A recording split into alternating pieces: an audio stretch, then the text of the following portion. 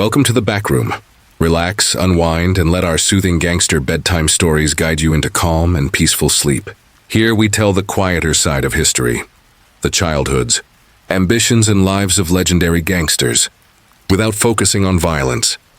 As you settle in, share with us in the comments where you're listening from, what time it is right now, and one good thing that's happened to you today. We'd love to hear from you. If you enjoy our stories, please like this video to support the channel and subscribe so you never miss a new upload. Your encouragement helps us bring more mafia bedtime stories to life. Now close your eyes, feel at ease, and enjoy tonight's story. Wishing you peace and the sweetest dreams. The air here does not just touch you, it clings. A heavy, humid warmth that smells of salt, wet earth, and the faint, chemical bite of aviation fuel. It is the hour before dawn, that singular, suspended moment when the world has not yet decided to wake, and the darkness feels absolute. Rain falls, not a storm, but a steady, rhythmic drumming against the metal skin of the aircraft. It washes over the curved fuselage, gathering in rivulets that slide down the glass of the cockpit like oil. The sound is encompassing, a curtain of white noise that erases the jungle beyond the tarmac, erases the coastline, erases the very idea of a world outside this narrow strip of pavement. In the center of this rain-slicked void stands a small plane. Its propeller is still, a single dark blade cutting the gray horizon, and near it a man. Carlos Lehder. He stands motionless, ignoring the water soaking into his shirt, plastering his dark hair to his skull. He is watching the machine, but his eyes seem to look through it, past the metal and the mechanics, fixing instead on something invisible to anyone else. To an observer, he might look like a pilot checking his craft or a smuggler anxious about the time. But the set of his jaw, the strange, calm rigidity of his posture, suggests something far heavier. He looks like a man waiting for a prophecy to fulfill itself. In this silence, surrounded by the vast indifference of the Caribbean night, he does not feel small. He feels chosen. The isolation of the airstrip does not frighten him. It validates him. He has always been the only person in the room who truly understood the scale of things. As he breathes in the damp air, he believes, with a terrifying, quiet certainty, that he is standing at the exact center of history. The engine will start, the propeller will blur into invisibility, and the world will tilt on its axis, because he wills it to. But to understand the man standing in the rain, one must look away from the runway. One must look back, rewinding the tape of his life until the image of the drug lord dissolves, replaced by the grainier, softer image of a child. Armenia, Colombia, a place of lush green hills and vibrant chaos, yet for the young Carlos, a place that never quite felt like home. And then the stark contrast, Germany. His childhood was a map drawn in two different inks that refused to bleed into one another. He was a boy built from fragments. In Colombia, he was the son of a German engineer, too European, too precise, separate from the fluid, boisterous rhythm of local life. In Germany, sent away to boarding school, he was the exotic import, the darker-skinned boy with the foreign accent, standing out against a backdrop of gray skis and post-war rigidity. Imagine the sensory shock of that transition. The heat and noise of South America replaced abruptly by the cold, echoing hallways of a German institution. The smell of old wood, floor wax, and boiled cabbage. The silence of a classroom where discipline was not just a rule, but a physical weight in the air. For a child, this kind of dislocation is a violence. It is a subtle, bloodless trauma. You learn to watch. You learn that you do not belong to the group, and so you must become something else, something above it, or perhaps something entirely separate from it. He sat in those classrooms, listening to the guttural cadence of a language he had to master to survive. He felt the eyes of the other students, curious, dismissive, or simply cold. He learned early that the world is divided into those who command and those who obey. The post-war atmosphere in Germany was still thick with the ghosts of the recent past, a society attempting to rebuild order from ruin. And in that rigid order, young Carlos found something that resonated with his own internal chaos. He saw that power was not given, it was structured. It was built through discipline, through the imposition of will upon the world. He absorbed the stories of the war, not with horror, but with a fascination for the sheer magnitude of the ambition involved. He saw how a single voice could mesmerize a nation, how an idea, no matter how destructive, could reshape reality if held with enough conviction. Back in Colombia, the instability was of a different kind. It was passionate, volatile, dangerous. But in Germany, he learned the architecture of control. These two opposing forces, the wild, untamable hunger of the tropics and the cold, iron logic of the Teutonic mind, began to fuse within him. He was a boy who walked alone. In the schoolyard, while others played, he observed. He cultivated a distance that he told himself was superiority. If they would not accept him, he would not need them. Loneliness, when left to ferment in a mind like his, does not remain sadness. It curdles. It hardens. It becomes a shield and then, eventually, a weapon. He began to view his own identity not as a burden but as a distinction. He was not less because he didn't fit. He was more. He was a bridge between worlds, possessing a vision that the provincial minds around him could not grasp. The humiliation of the outsider was slowly, meticulously alchemized into the arrogance of the visionary. As he grew, the restlessness grew with him. A hunger that food could not sate, a thirst that water could not quench. It was a need for significance. He drifted, moving between countries, between languages, testing boundaries. He stole cars not for the money, but for the thrill of taking possession, of overriding the rules of ownership. He moved through the counterculture, through the drifting smoke of the 60s and 70s, but he was never a hippie. He was never a peace lover. He was a predator learning to camouflage himself in the tall grass of a changing world.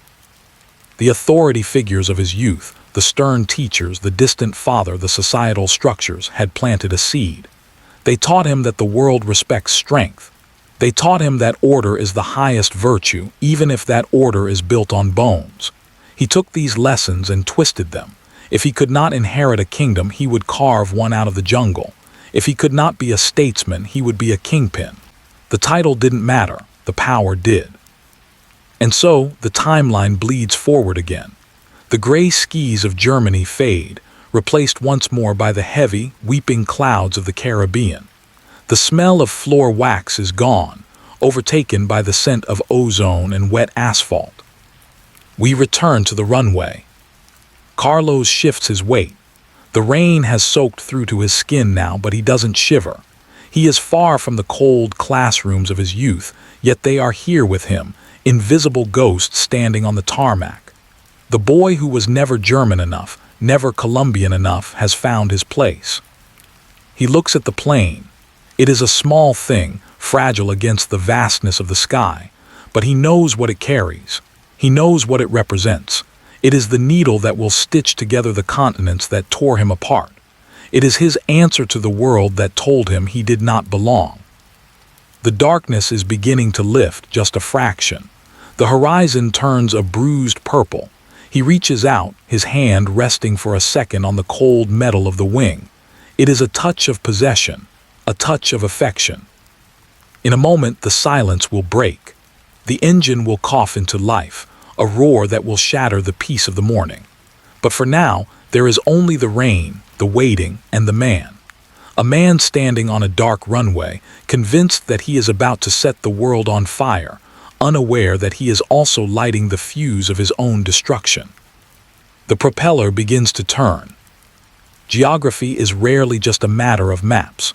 For most of us, a country is a place of residence, a backdrop against which the mundane dramas of our lives unfold. But for Carlos Lehder, geography was a fracture line running directly through the center of his soul. He was not merely a traveler moving between nations. He was a man inhabited by two warring spirits, two distinct frequencies of existence that refused to harmonize. To understand the architecture of his mind, one must first feel the temperature of the worlds that built it.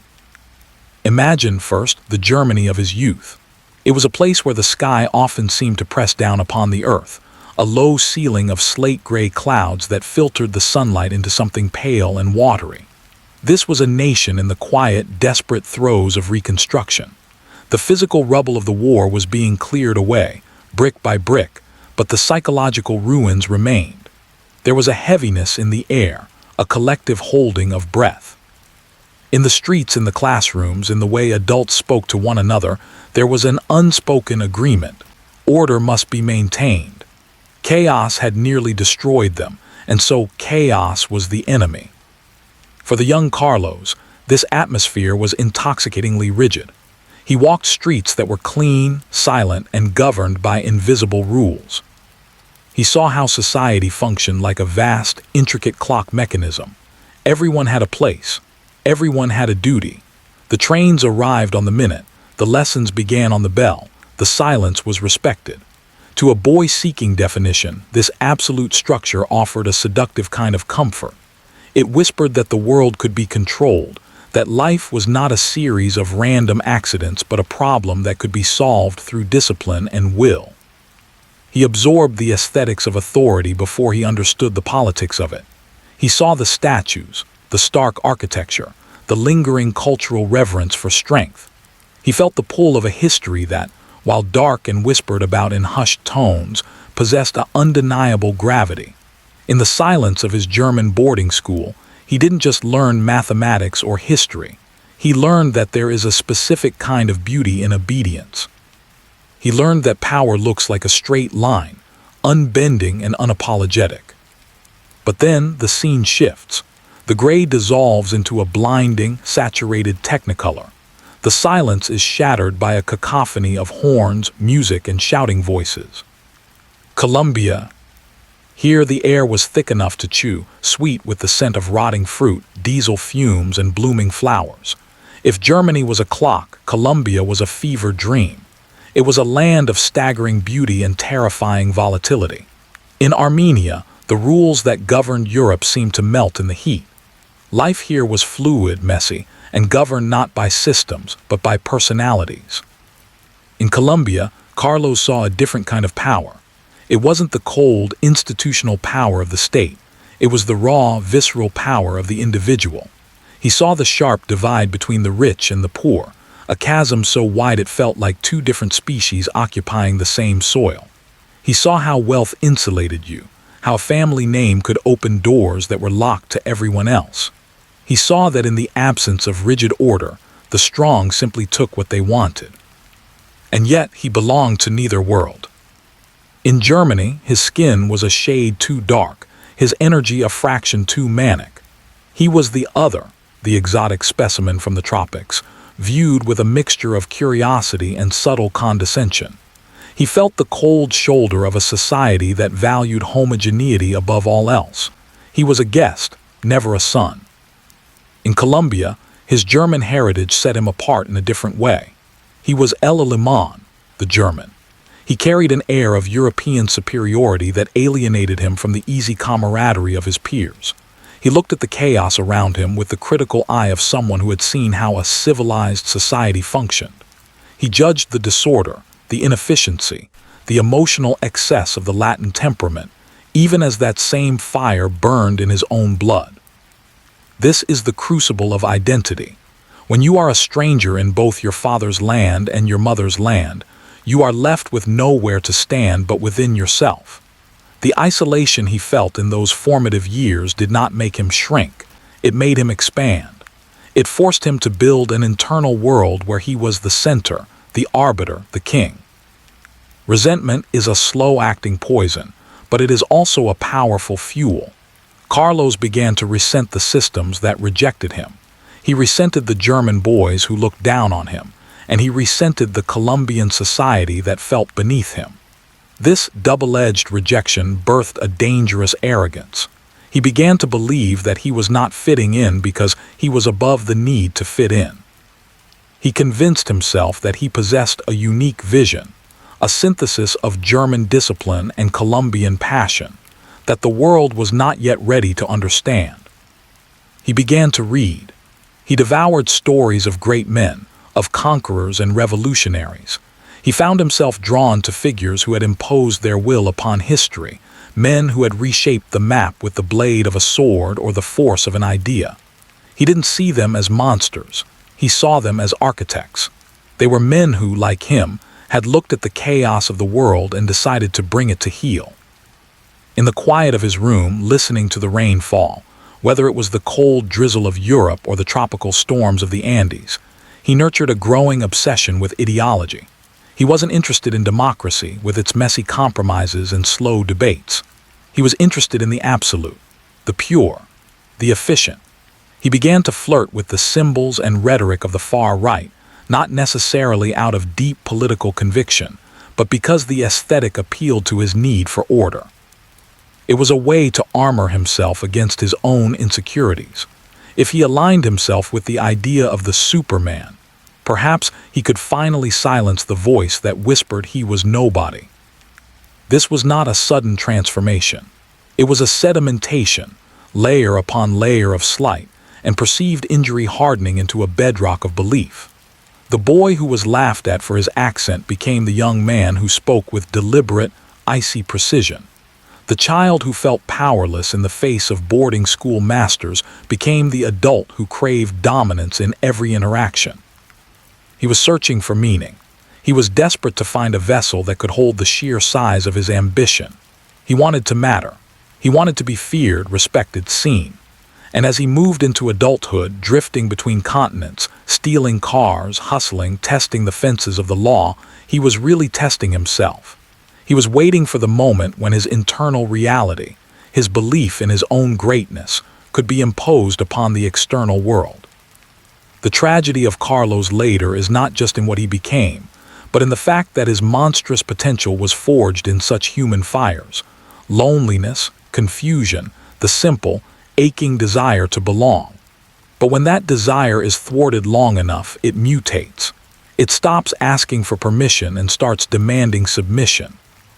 By the time he stood on the precipice of his true career, the split in his mind had been sutured together by a single, terrifying resolve.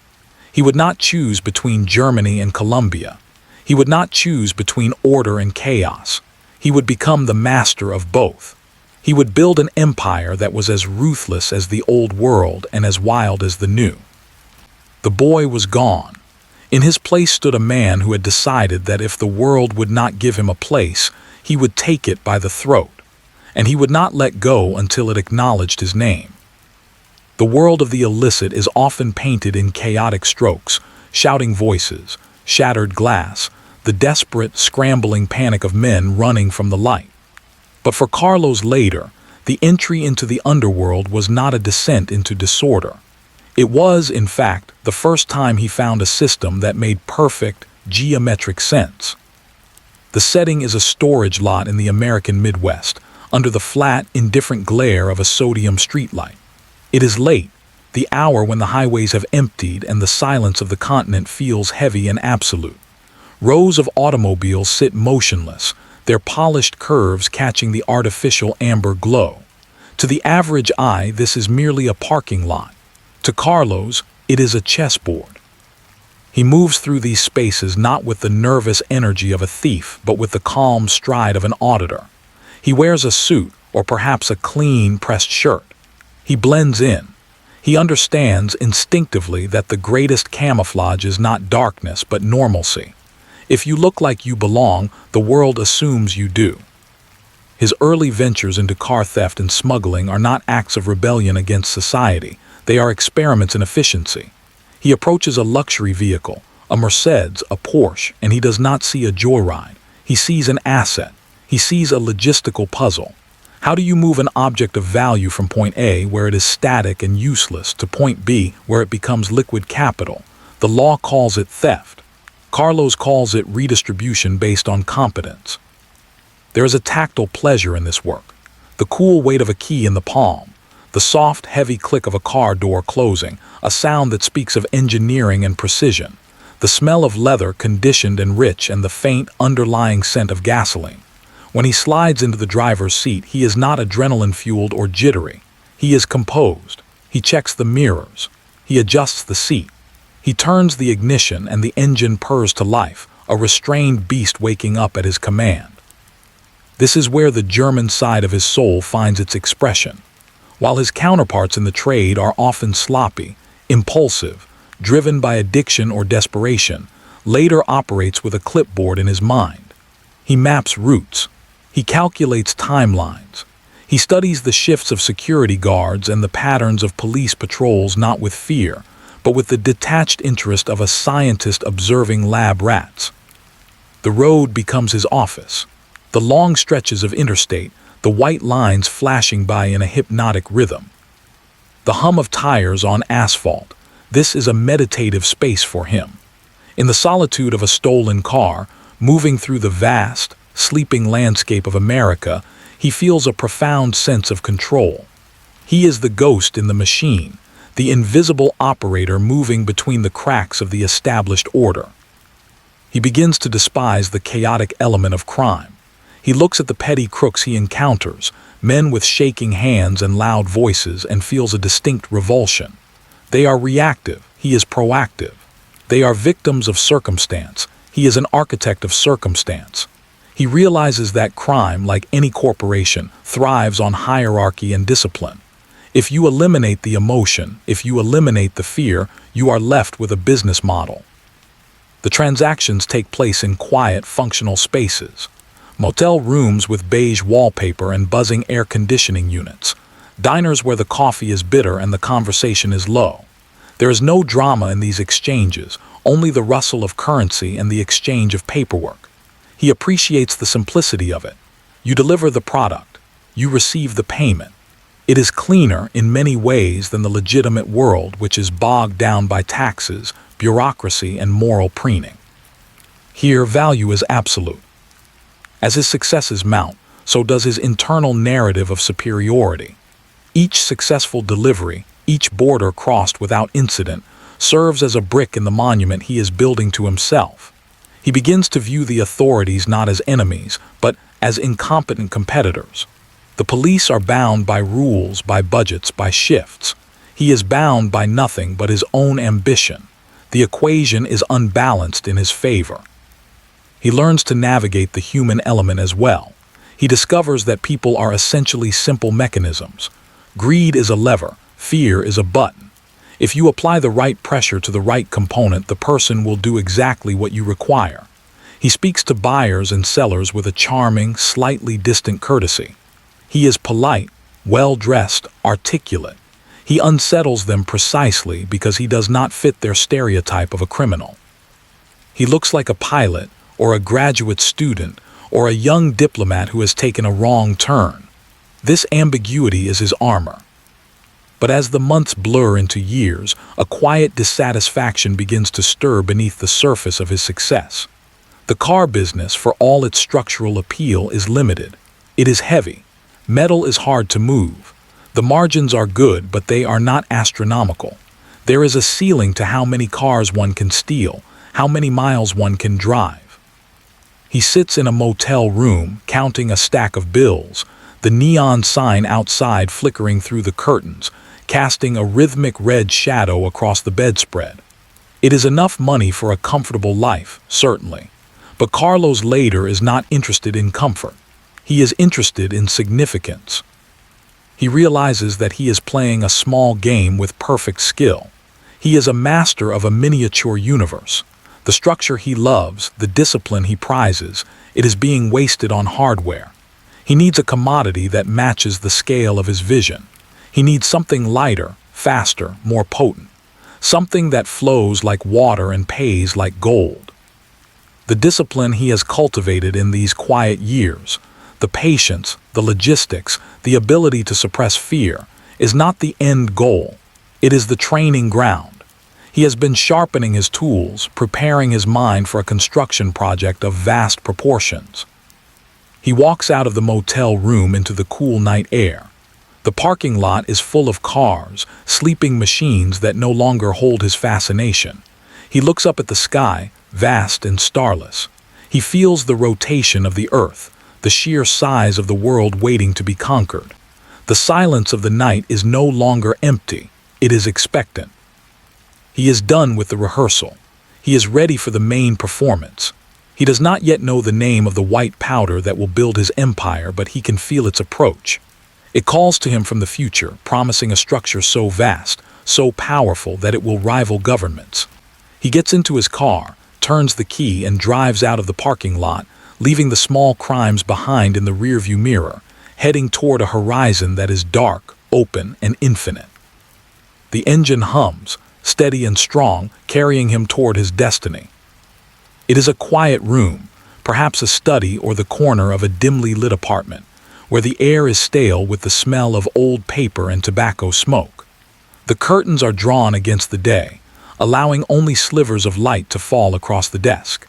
Here, in this stillness, a transformation is taking place that is far more dangerous than any smuggling route or stolen car.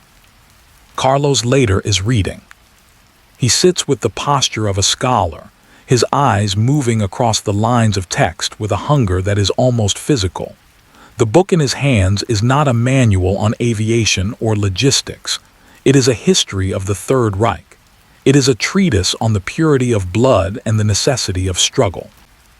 Most men in his line of work, the men who live in the shadows of the law, are driven by simple appetites. They want gold, they want flesh, they want the adrenaline of the moment. They live in the perpetual present, but Carlos has never been interested in the present. He is obsessed with the architecture of the future, and to build that future, he believes he must understand the past. His fascination with Nazism is not the crude, brawling racism of a street thug. It is something colder, more intellectual, and infinitely more unsettling. He does not see the horror of the camps or the devastation of Europe. He sees the geometry of the will. He sees a nation that rose from the ashes of humiliation to challenge the world, driven by a singular, hypnotic vision of order. For a man whose own identity is a fractured mirror, half German, half Colombian, belonging nowhere, the concept of racial purity offers a seductive clarity. It is a lie, of course, a monstrous fiction, but to a mind desperate for structure, even a monstrous lie is better than a messy truth. He begins to view his own life through this distorted lens. He tells himself that his German blood gives him the discipline, the intellect, the right to command. His Colombian blood gives him the fire, the passion, the connection to the land. He starts to lecture his associates. Imagine the scene: a room full of pilots and smugglers, men with grease under their fingernails and revolvers in their waistbands, listening in baffled silence as Carlos speaks. He talks of global politics, of the corruption of the American empire, of the need for a new order. His voice is calm, hypnotic. He uses words they do not fully understand, weaving a tapestry of conspiracy and destiny. He tells them that they are not criminals. They are revolutionaries. They are the vanguard of a new economic power that will bring the United States to its knees, not with bombs, but with the white powder they transport. He reframes their greed as a political act. Every kilo smuggled is a strike against the imperialist giant. Every dollar earned is a reclamation of dignity for Latin America. It is a delusion of breathtaking grandeur, but the most terrifying thing is that he believes it. He sees himself not as a participant in history, but as a protagonist. He is no longer just Carlos, the boy from Armenia who didn't fit in. He is a historical figure in waiting. He begins to cultivate the aesthetic of the leader. He studies the speeches of Hitler, the mannerisms of Lenin, the defiance of Che Guevara. He creates a collage of influences, stitching together the far right and the far left until they meet in a circle of pure authoritarianism. In the quiet of his study, the pages turn. The sound is dry, like dry leaves skittering on pavement. He underlines passages with a heavy hand. He memorizes phrases. He is building a philosophy, brick by brick, that will justify everything he is about to do. Violence in this worldview ceases to be a brutal necessity. It becomes a moral imperative. It becomes a tool of cleansing. If the world is corrupt, then the strong have a duty to burn it down so that something better can be built. He does not speak of killing. He speaks of resolving obstacles. He does not speak of terror. He speaks of demonstrating strength. The language of the bureaucrat merges with the language of the fanatic. He becomes enamored with the idea of the Übermensch, the Superman, the individual who is above the herd, above the petty morality of the weak. He looks in the mirror and sees this reflection staring back. He sees a man who has transcended the limitations of law and society. Why should he follow the rules written by lesser men? Why should he bow to a government that he deems inferior? The atmosphere around him changes. His laughter becomes rarer, his gaze more intense. There is a gravity to him now, a density of purpose that draws people in even as it unearths a deep, primal unease. His associates nod along, perhaps not understanding the philosophy, but sensing the power of the conviction behind it. In a world of uncertainty, a man who is absolutely certain of himself is a magnet. He begins to collect symbols. A statue of John Lennon stands next to a picture of Hitler. To the outside observer, it is a contradiction, a madness. How can the icon of peace coexist with the architect of genocide? But in Lehder's mind, the contradiction is resolved. Both were men who moved the masses.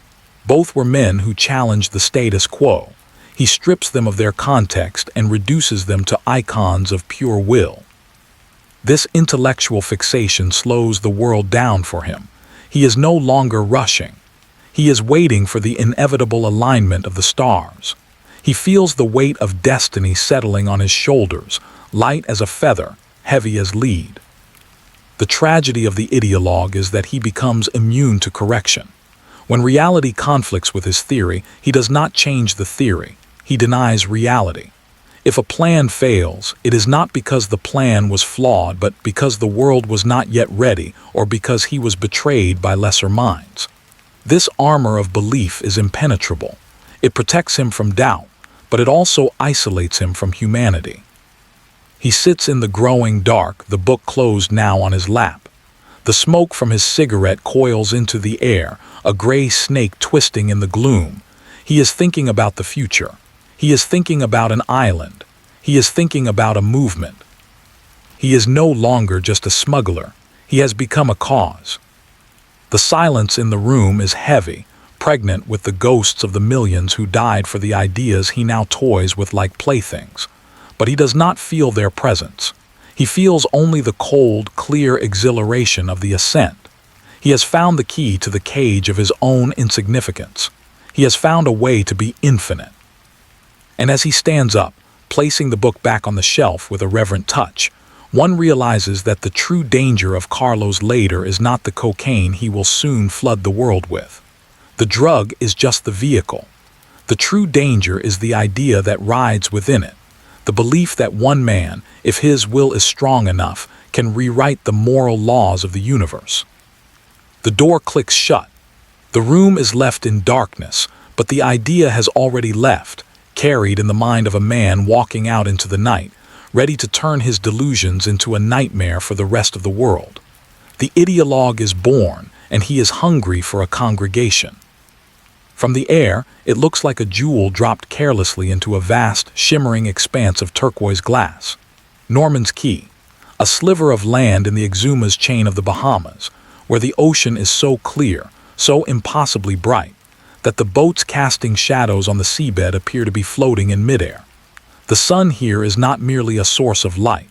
It is a physical weight, a golden hammer that beats against the white sand and the bowed heads of the palm trees.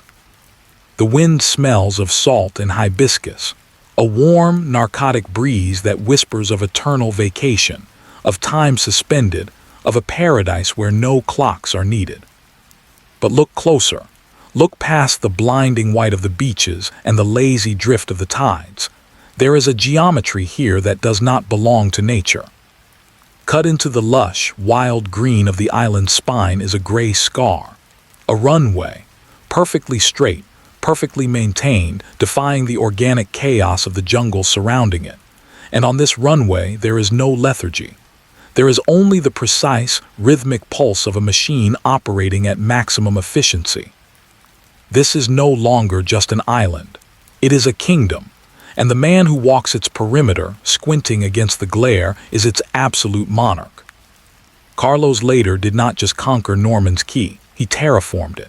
He took a sleepy, forgotten coordinate on a nautical map and transformed it into the logistical heart of a global enterprise. The transformation was not violent in the traditional sense of gunfire and screams. It was an act of displacement. The residents, the tourists, the old rhythms of island life, they were simply pushed aside by the sheer gravitational force of his ambition.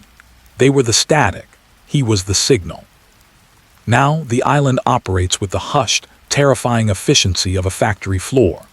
The air is filled not with the calls of seabirds, but with the low, constant drone of aircraft engines. They descend from the blue like clockwork, their bellies full of the white powder that is rewriting the economy of the hemisphere. They land, they taxi, they refuel.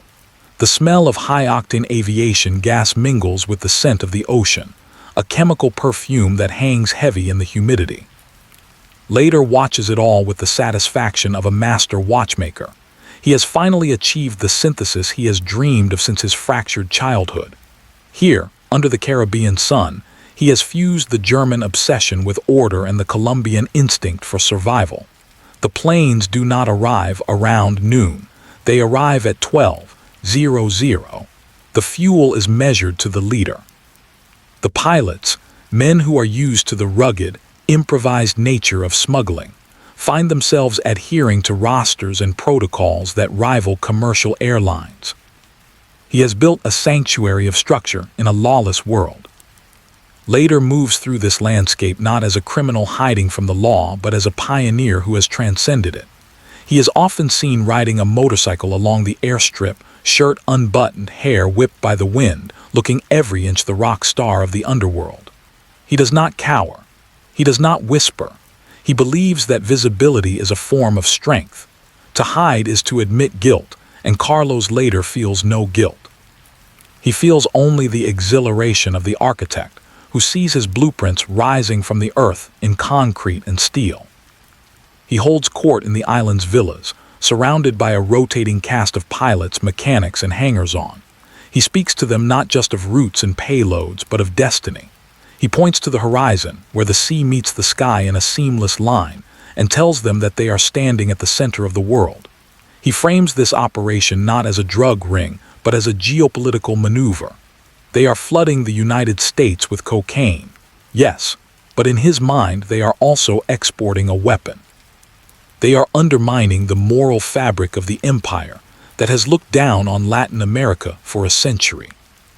It is a dazzling rationalization. It turns greed into glory. It allows him to sleep soundly in the tropical heat, convinced of his own righteousness. But isolation, even in paradise, does strange things to the human mind. The island is small. The circle of faces is constant. The adoration of subordinates is a drug more potent than anything he ships. Slowly, the distinction between control and invincibility begins to blur. Lehder begins to mistake the obedience of his employees for the respect of the world. He forgets that he is a criminal on a stolen island. He starts to believe he is a sovereign head of state. The sensory reality of the island reinforces this delusion. The heat is relentless, a constant fever that blurs the edges of thought. The light is blinding, washing out the shadows where doubt might hide. The sound of the ocean is a perpetual applause. In this environment, the ego expands to fill the available space. There is no one to check him, no one to say no. There is only the yes of the engine, the yes of the money, the yes of the sun. He begins to engage in acts of erratic grandiosity. He harasses the few remaining legitimate residents, driving them out with loud music and intimidation, treating the island as his private playground. He leaves pamphlets and manifestos in public places, daring the world to read them. He is taunting a giant, poking a sleeping bear with a stick, convinced that his island fortress is impregnable. He does not see the fragility of what he has built.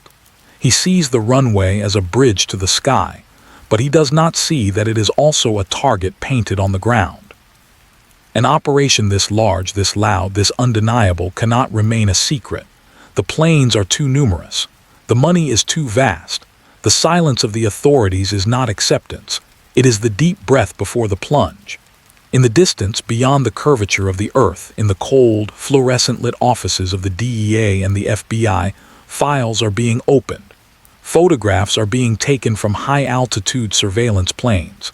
The island of glass is being watched. But on the ground, the party continues. The music blares from the speakers, mixing with the roar of a departing plane. Lehder stands on the beach, watching the aircraft bank sharply over the water, climbing toward the north. He feels the sand between his toes, the sun on his face, the immense power of his creation humming in his blood. He thinks he is looking at freedom. In reality, he is looking at the bars of a cage he is building for himself, day by day, flight by flight. The wind shifts, rustling the palm fronds with a dry, rattling sound, a sound like paper or like whispered secrets. It carries a warning from the open ocean, a chill that cuts through the heat for just a second. Structures built in the full light of day cast the longest, darkest shadows. And Norman's Key, for all its pristine order, for all its sun-drenched beauty, is already trembling. The weight of the world's attention is a heavy thing, and it is beginning to turn its gaze toward the small, defiant kingdom in the sea.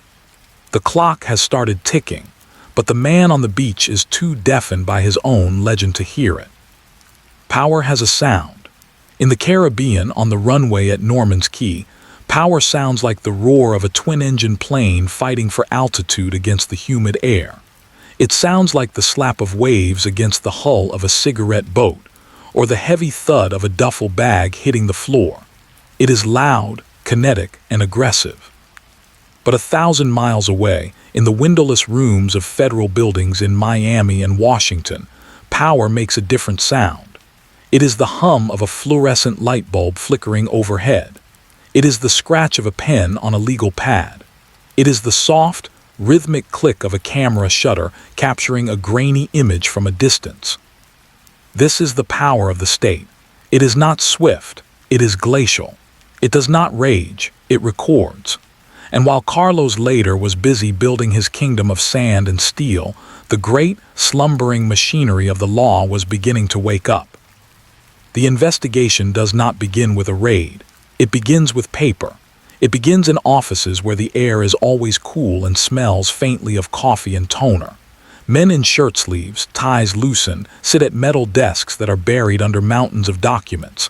They are not looking for a fight. They are looking for patterns. They trace lines on maps, connecting a fuel purchase in Florida to a landing in the Bahamas. They cross-reference tail numbers. They study bank transfers that wind through the labyrinth of offshore accounts like underground rivers. It is a tedious, unglamorous archaeology. They are digging through the debris of Lehder's empire, piecing together the shape of the monster from its footprints. To Lehder, these men are invisible. He cannot see the eyes that scan the satellite photos, looking for the lengthening of a runway. He cannot hear the conversations in the conference rooms where prosecutors debate jurisdiction and evidence. He lives in a world of immediate consequence. If a pilot is late, he is fired. If a load is lost, it is replaced. He does not understand a world where a file can grow for years before a single hand is raised in anger. But the atmosphere around him is changing, shifting in subtle ways that prick at the edges of his intuition. The air feels thinner. The silence on the phone lines feels heavier, as if someone is holding their breath on the other end. On the island, the party continues, but the rhythm has stuttered. A boat sits on the horizon for too long, motionless, its purpose unclear. A car parked near the airfield in Florida idles with its lights off, the driver merely a silhouette against the dashboard. These are small things, easily dismissed as coincidences. But the human animal is evolved to sense when it is being hunted. The hair on the back of the neck stands up not because of what is seen, but because of what is felt. Lehder feels it. The bravado is still there, the loud speeches, the manic energy, the way he walks into a room as if he owns the air within it. But his eyes are moving faster now. He checks the perimeter more often. He demands reports on things that used to be routine. He begins to sleep less. The nights, once a time of celebration or deep, exhausted rest, become times of vigilance. He lies awake, listening to the wind rattle the palm fronds, wondering if the sound covers the approach of an engine. He starts to mistrust the faces around him. Is that pilot loyal, or has he been squeezed? Is that mechanic talking to someone he shouldn't be? Paranoia is the tax one pays for absolute control. When you place yourself at the center of the universe, you must accept that everything revolving around you is a potential threat. Lehder's response to this creeping unease is characteristic. He tightens his grip. If the world feels like it is slipping, he will hold it harder. He imposes stricter rules. He rants about discipline, about the purity of the mission. He believes that if he can just make the machine perfect, if he can eliminate every variable, he will be safe. He thinks he is fighting chaos. He does not realize he is fighting gravity. The investigators, meanwhile, are patient. They are not interested in the small fish. They are watching the network expand, mapping the veins and arteries of the cocaine trade until they find the heart. They listen to the wiretaps, hours of static, code words, and mundane chatter, waiting for the slip. They know that criminals, no matter how brilliant, eventually make a mistake. They get arrogant. They get lazy. They forget that the phone is a microphone and the sky is a camera. There is a terrifying intimacy to surveillance. These strangers in suits know what Carlos eats, who he sleeps with, what he fears. They know the names of his dogs and the balance of his accounts. They are assembling a biography of him that is more accurate than his own memories. They are stripping him of his mystery, reducing the myth of the drug lord to a series of dates, locations, and felonies. Lehder, still walking the beaches of Norman's Key, believes he is untouchable because he is visible. He thinks that by living in the light, by being loud and proud, he scares the shadows away. He mistakes the silence of the authorities for fear. They haven't come for me, he thinks, because they can't. He does not understand that the silence is not hesitation. It is the quiet of the archer drawing the bowstring back to his ear. It is the stillness required for a perfect shot. The files on the metal desks grow thicker. The maps become covered in red ink. The net is being woven, knot by knot, loop by loop. It is a slow, suffocating process. It does not have the drama of a shootout, but it has the terrible finality of a closing door. Lehder looks out at the ocean, at the vast blue freedom that surrounds him. He sees an escape route in every direction. The investigators look at the same ocean on a map and see a cage. They have already drawn the boundaries. They have already decided where the story ends. The chapter closes not with a bang, but with a realization that hangs in the air like smoke. The era of the wild, untamed outlaw is ending. The modern world has arrived, with its databases, its satellites, and its infinite memory. Carlos Lehder is playing a game from a different century, a romantic game of pirates and kings. He does not see that he is standing on a chessboard where his opponent has already calculated checkmate in 20 moves. He turns back to his island, to his planes, to his noise.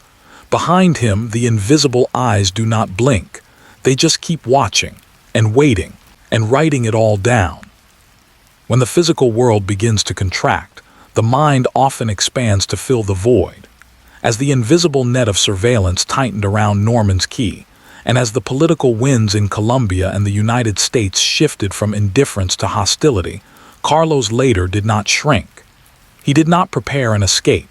Instead, he retreated into the one fortress he believed was impregnable, his own conviction. The geography of this chapter is not the sprawling blue ocean or the white concrete of the runway. It is a room, a study, perhaps, or a private quarter in one of the island's villas, where the curtains are often drawn against the relentless Caribbean sun. The air here is different. It is still, cooled by air conditioning that hums with a low, monotonous vibration, a sound that mimics silence but does not provide peace. Here, surrounded by stacks of books, pamphlets, and handwritten manifestos, Lehder constructs a reality that can withstand the pressure of the outside world. He is no longer just a man running a business. In the quiet of this room, he is refining the narrative of his life. The ideology that began as an intellectual curiosity, the strange, discordant blend of admiration for Hitler, John Lennon, and Latin American revolutionaries, has hardened into something structural. It is no longer a coat he wears. It has become his skin. The pressure from the American government is not interpreted as legal peril. In Lehder's mind, it is proof of his significance. Why would the empire strike at him if he were merely a criminal? No. They strike because he is a symbol. He tells himself he is a political prisoner in waiting, a martyr for a cause that only he fully understands. The cocaine is not a drug. It is a weapon of anti-imperialist struggle. The money is not profit. It is the war chest of a new order. Watch him in this room. He paces. The floor is covered in maps, but he is not looking at flight paths anymore. He is looking at geopolitical fault lines. He reads late into the night, underlining passages in texts that speak of racial purity and the will to power. The sensory details of his life narrow down to the smell of old paper, the scratch of a pen, the taste of stale coffee. The vastness of the ocean outside is forgotten. The only horizon that matters is the one inside his head. When he speaks now, the tone has shifted. In the early days, his charisma was magnetic, electric, full of the joy of the hustle. He was the pirate king who threw the best parties. Now his voice carries the weight of a sermon. He gathers his pilots, his mechanics, his bodyguards, men who care about paychecks and engine maintenance, and he lectures them on history. He speaks for hours. He talks about the destiny of the Latin race, about the corruption of the Zionist banking system, about the need for a cleansing fire. The listeners shift uncomfortably. They look at their shoes. They exchange glances when he turns his back. They are there for the money, but they are forced to participate in the theater of his mind. There is a profound loneliness in this.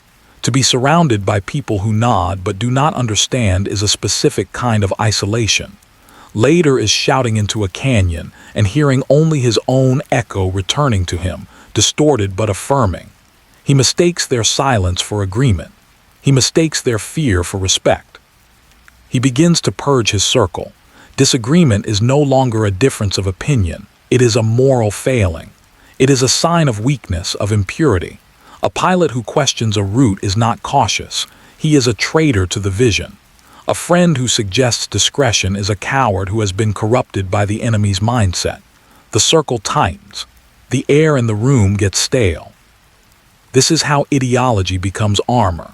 When the world tells you that you are a criminal, a monster, a threat, you have two choices: accept the judgment and crumble, or reject the premise entirely. Lehder rejects the premise. He flips the moral universe upside down. In his eyes, the DEA are the terrorists. The Colombian government are the puppets. He is the only free man left. This certainty is seductive. It eliminates doubt. It eliminates the sleepless nights caused by guilt or fear. If everything you do is justified by a grand historical narrative, then there is no sin. There is only necessity. Violence becomes abstract, a tool to be used by the righteous. Betrayal becomes a necessary pruning of the dead wood. But this armor is heavy. It restricts movement. It blinds him to the nuance of reality. He stops seeing people as complex individuals and starts seeing them as archetypes: the loyal soldier, the traitor, the enemy. He loses the ability to negotiate, to compromise, to read the room, skills that are essential for survival in the illicit trade. He becomes rigid. And in a world that is constantly shifting, rigidity is fatal. The scenes in this chapter are quiet, but they are filled with a suffocating tension. It is the tension of a mind that has pulled the drawbridge up and severed the ropes. He sits at his desk, staring at a photograph of himself, or perhaps a poster of one of his idols. He sees a reflection of greatness. We, the observers, see a man painting himself into a corner. He writes letters to newspapers, to politicians, challenging them, mocking them. He believes he is engaging in a high-level dialogue. In reality, he is providing the evidence that will be used to bury him. He is screaming his intent from the rooftops, convinced that his voice is too powerful to be silenced. As the chapter draws to a close, the camera lingers on his face. The eyes are intense, unblinking, burning with a cold, hard light. There is no confusion there anymore, no hesitation. He has solved the riddle of his existence. He knows exactly who he is. He is the visionary. He is the commander. He is the man who sees what others cannot. But the tragedy and the danger lies in the fact that he is wrong. He has built a cathedral of logic on a foundation of sand. He feels safer than he has ever been, protected by the walls of his belief. He does not realize that he has locked himself in. He has become the prisoner of his own certainty, and he has thrown away the key. The silence of the room deepens. Outside, the waves continue to beat against the shore, indifferent to his theories. The sun sets, casting long shadows across the floor. Carlos Lehder sits in the dark, glowing with the radioactive warmth of his own righteousness, waiting for a future that will never come, unaware that the present is already holding a gun to his head. The end of an empire rarely sounds like a crash. We are conditioned by cinema to expect explosions, the wail of sirens, the desperate last stand of the king in his crumbling palace. But in the real world, where gravity and law exert their slow, constant pressure, the end is usually silent. It is the sound of a pen scratching a signature onto a warrant. It is the soft thud of a file folder closing on a desk in a windowless room. It is the click of a lock tumbling into place, not with a bang, but with a final, mechanical precision. The collapse of Carlos Lehder's world was not a chaotic event. It was a procedural one. In the United States, the machinery of justice had finished its warm-up. It was now running at full capacity, a vast, bureaucratic engine fed by thousands of hours of surveillance, miles of wiretap tape, and the testimony of men who had once sworn loyalty to the cartel, but found that their loyalty ended where their prison sentences began. The investigators were no longer hunting a ghost. They were simply connecting the dots of a picture that was already finished. The atmosphere in the offices of the DEA and the federal prosecutors was not one of excitement, but of focused, grim efficiency. These were rooms of beige walls and fluorescent lights, where the air was always cool and smelled of stale coffee and photocopier ozone. There was no passion here, no personal vendetta. Carlos Lehder was not a mythical figure to these men and women. He was a case number. He was a series of logistical problems to be solved. Jurisdiction, extradition, evidence chain of custody. They moved against him with the relentless, unhurried pace of a glacier carving through rock. Lehder, meanwhile, was feeling the physical world shrink around him. Gone were the days of the open-air parties on Norman's Key, the brazen speeches, the rock star posturing on the tarmac. The spotlight he had courted so aggressively had turned into a searchlight, and he was forced to retreat into the shadows he once despised. He moved from safe house to safe house, through the dense jungles of Colombia and the anonymous luxury of rented villas. But the luxury had lost its taste. The silk sheets felt like shrouds. The vast, green landscapes outside his window were no longer a kingdom to be ruled, but a cage to be navigated. He began to notice the silence. The phones, which used to ring constantly with offers, deals, and adoration, grew strangely quiet. When they did ring, the voices on the other end were tight, hurried. People were afraid. The aura of invincibility that had shielded him for so long had evaporated, replaced by the scent of liability. He could see it in the eyes of his bodyguards, a flickering calculation. They were weighing the cost of loyalty against the price of survival. Lehder's routines became rigid, almost obsessive. He checked the perimeter. He checked the radio frequencies. He ate only food prepared by specific hands. This was the discipline he had always prized, the German order he worshipped, but now it was not an expression of power. It was a symptom of fear. He was trying to organize a chaos that was beyond his control. He was trying to hold back the tide with a teaspoon. Psychologically, he was drifting. The ideology that had sustained him, the belief in his own destiny, the conviction that he was a revolutionary martyr, began to grind against the gritty reality of being a fugitive. It is hard to feel like a Superman when you are hiding in a spare room, waiting for a signal that it is safe to move. The grand narrative was fraying. He was not leading a movement, he was running away. But even in this contraction, there was a strange sort of peace. Resignation is a quieter emotion than panic. Deep down, beneath the layers of delusion and bravado, he must have known this moment was coming. You cannot build a tower of sand in the middle of a hurricane and expect it to stand forever. He had challenged the world, and the world was finally accepting the challenge. The net tightened not with a sudden jerk, but with a slow, strangulating constriction. A captured pilot gave up a location. A bank account was frozen. A message was intercepted. The circle of safe ground grew smaller, mile by mile, until it was just a coordinate on a map. When the moment finally came, it lacked all the drama he might have imagined for himself. It was not a shootout in a blaze of glory. It was a morning like any other, perhaps a bit quieter, perhaps with a slightly different quality to the light filtering through the trees. The forces that came for him were not an army. They were simply men with badges and guns, moving with the professional calm of those who know the outcome is already decided. There was no shouting. There was no desperate speech from the balcony. There was just the realization, settling over him like a cold blanket, that the game was over. He looked at the men who had come to take him. He didn't see enemies, he saw the inevitable.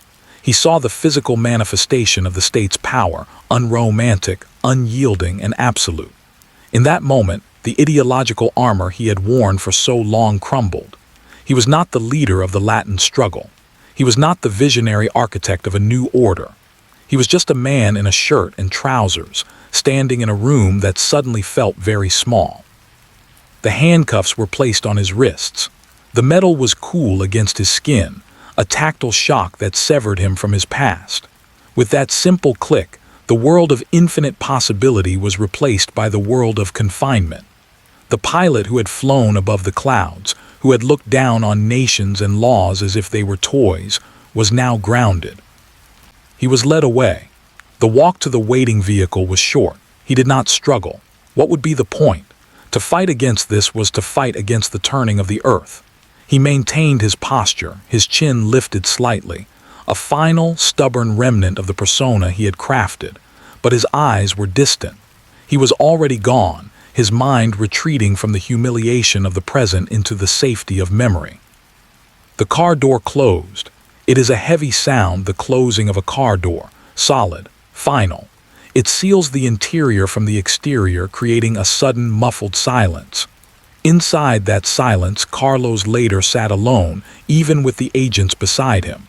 The engine started, a low hum that vibrated through the seat.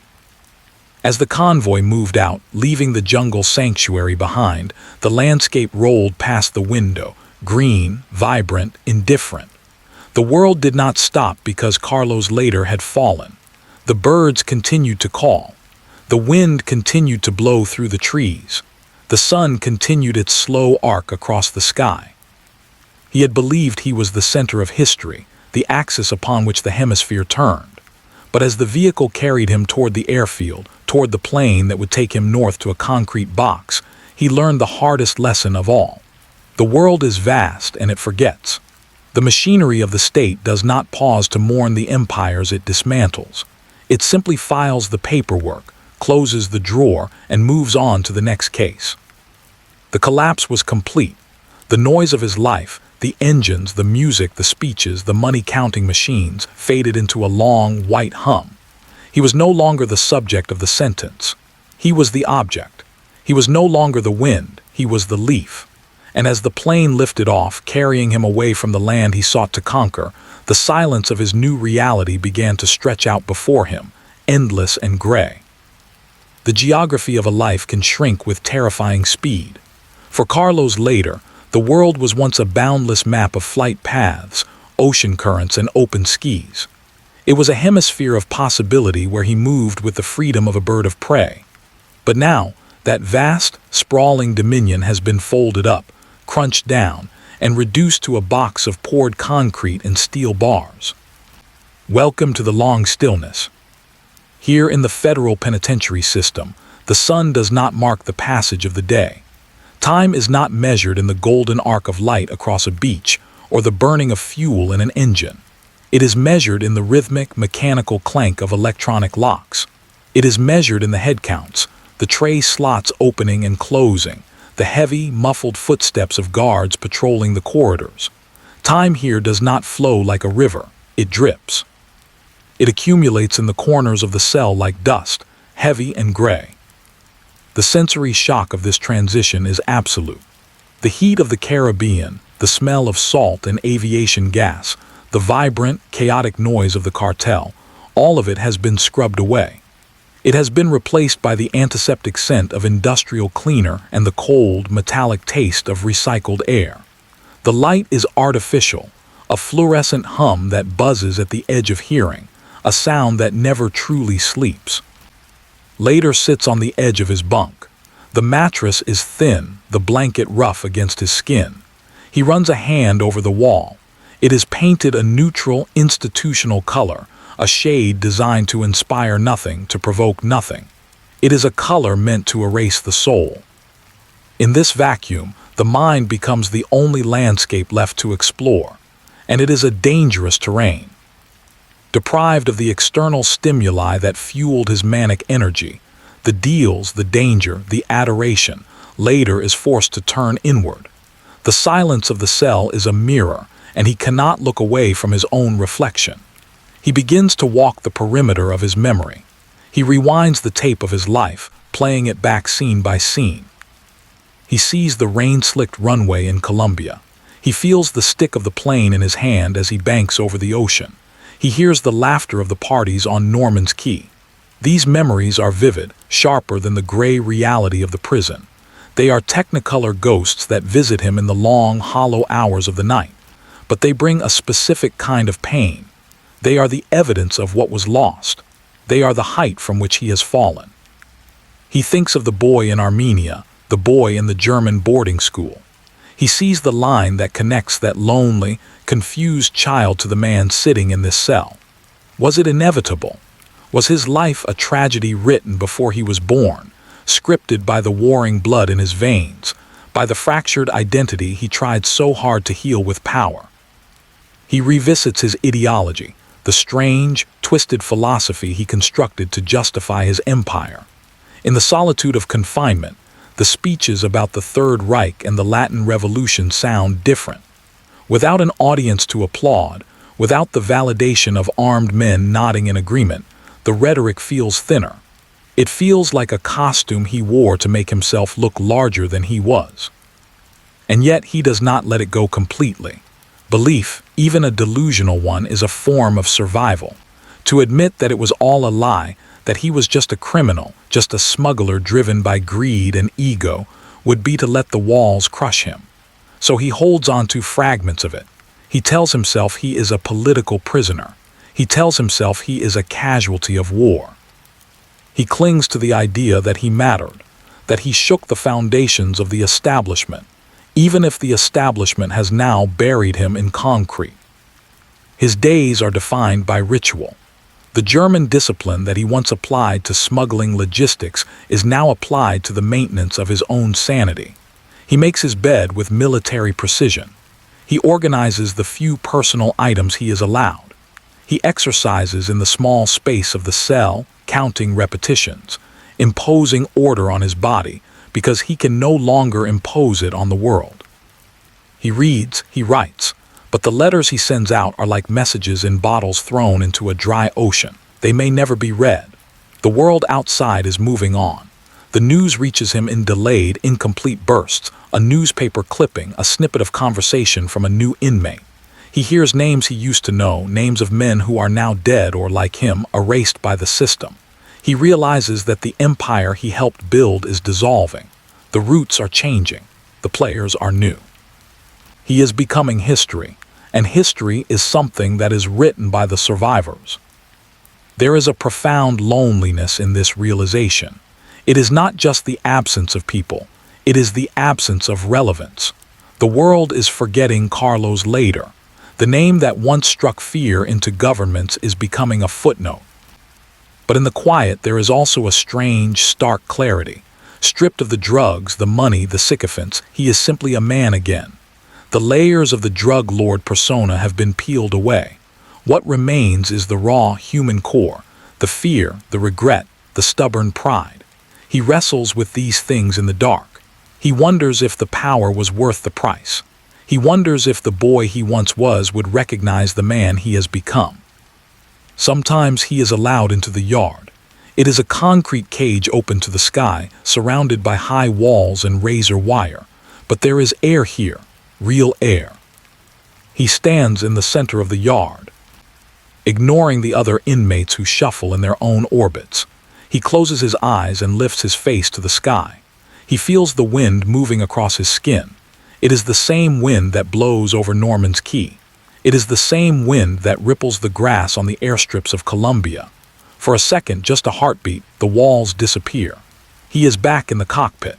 He is rising through the clouds, the engines roaring, the horizon stretching out infinitely before him. Then a buzzer sounds. A guard shouts a command. The illusion shatters. He opens his eyes. The concrete walls are still there. The wire is still there. The heavy, gray reality of his life settles back onto his shoulders. He turns and walks back toward the door. He does not run. He does not fight. He moves with the slow, deliberate pace of a man who has nowhere to go and all the time in the world to get there. The heavy steel door slides shut behind him with a final, echoing boom. The lock engages. The silence returns. And in that silence, Carlos Lehder sits down on his bunk, folds his hands, and waits. The story is over. The noise has stopped. But the memory of the fire, the flight, and the fall burns on in the dark, a small, cold flame that will not go out. History is not a solid thing. It is not carved in stone, immutable and permanent. It is more like a coastline, constantly reshaped by the tides of memory, eroded by the waves of time. What we think remains is often just the hardest parts of the past, the violence, the fear, the sudden, sharp peaks of tragedy. But the rest, the nuance, the intent, the human texture of the days as they were actually lived, that washes away. It dissolves into the gray, churning water of the years, leaving behind only fragments. And so we come to the end of the story of Carlos Lehder. But where does a story like this truly end? Does it end with the click of the handcuffs? Does it end with the closing of the prison door?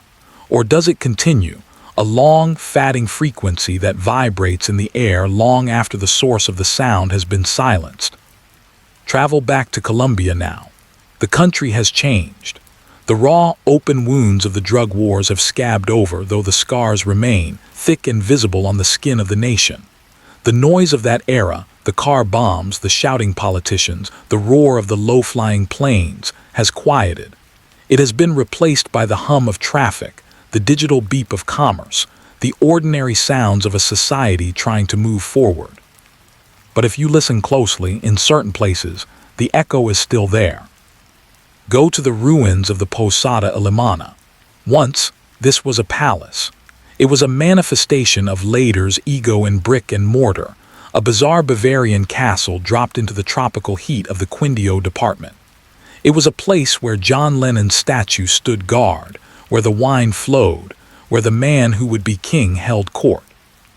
Now it is a ghost. The jungle is reclaiming it. Vines crawl over the crumbling walls, their green fingers prying apart the stones. The roof has collapsed, letting in the rain and the light. The statue is gone or defaced, a broken idol of a forgotten religion. The swimming pools are empty, filled only with dead leaves and stagnant water, breeding grounds for mosquitoes.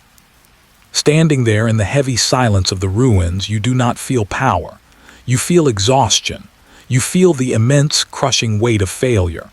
This is what remains of the ambition to rewrite the world. Not a new order, not a revolution, just a pile of rubble that the locals walk past, perhaps with a shudder, perhaps with a shrug.